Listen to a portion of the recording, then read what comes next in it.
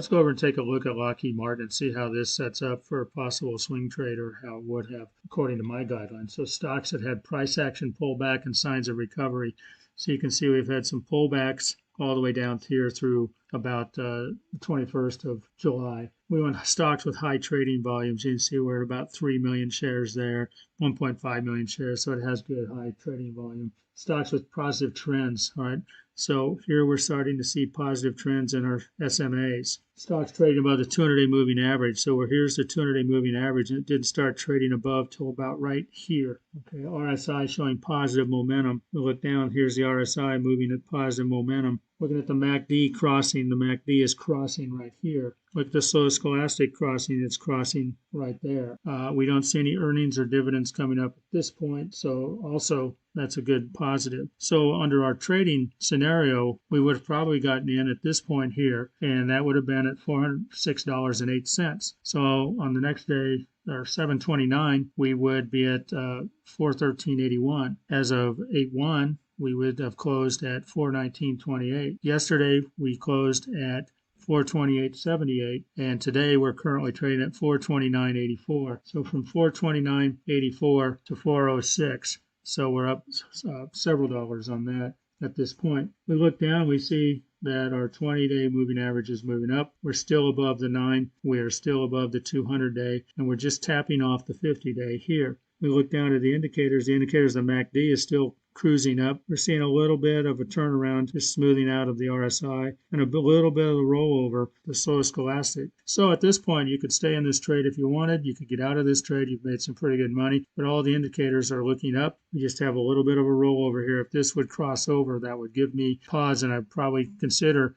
taking some of my trade off at this point. But a good setup. It has everything we're looking at in my guidelines. So let's look at a trade, that paper trade only for Generac Holdings. Now, this stock, as you can see, is trading below its 200-day SMA. So normally you wouldn't want to do a swing trade at the 200-day SMA. But I like this company, and so sometimes I will come in, and if I were to trade on this, I would have bought right here. And right here I would have got a price of $220.03. And the reason I would have bought right there is because it closed above the 9-day SMA, and it's right on the 20-day EMA.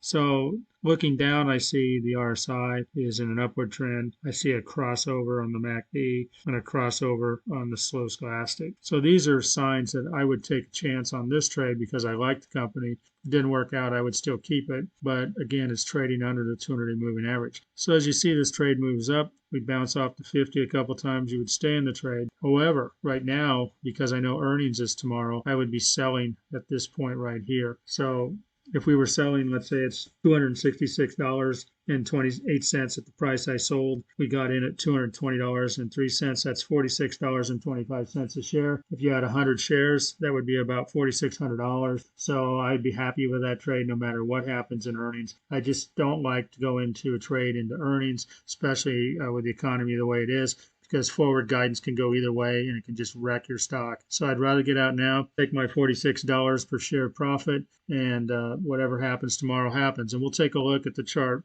tomorrow and see what happens. So here's what Generac looks like today. We had earnings this morning, and the earnings came out pretty well. You can see that Generac went up quite a bit, but now it's trading basically at $250.06. You remember yesterday, because we knew earnings was coming out, we got out before the end of the day, and we got out at about $266. So we saved ourselves $16 a share by getting out on this strategy. So you've got to watch out for earnings, and you have to watch out for dividends when you're trading, because those can really mess up your swing trade. Look down here, you can see our RSI is momentum is going down. You can see we're starting to roll over on the MACD. You can see right here the slow scholastic crossed, and that was a couple of days ago, and you can see it came down. So this was a good trade, paper trade, to get out, saving ourselves $16, where we made about $46 on the trade. So let's look at ConAgra here. And you can see, again, some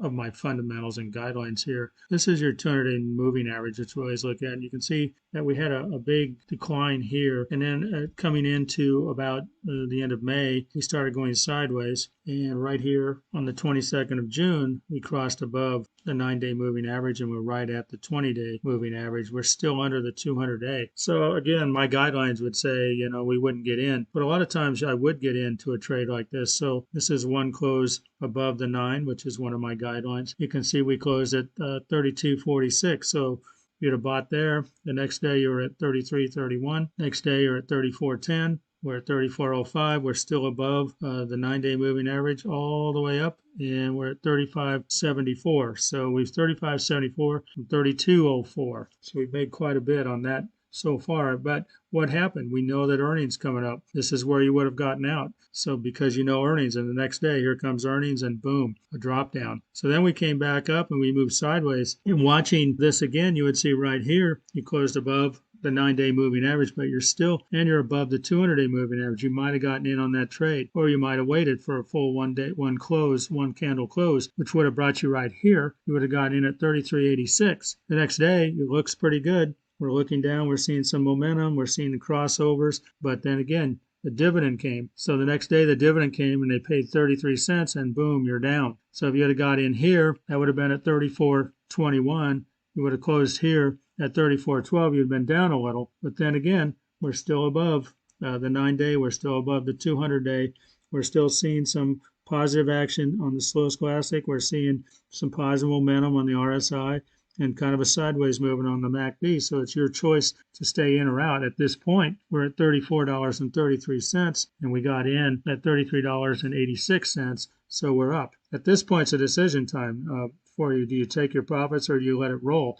That's something that you, as a swing trader, have to figure out and trade accordingly to your risk tolerance. But the key here is you got to watch out for earnings, and we got to watch out for dividends. So to summarize what we've learned today on swing trading is just a small part of your investment strategy. You should have a long-term investment strategy, and that includes dollar cost averaging into index funds. Over time, this is going to probably yield you the better returns. But there's a small amount of portfolio that you could use in swing trading and get to know the system and possibly profit from your system.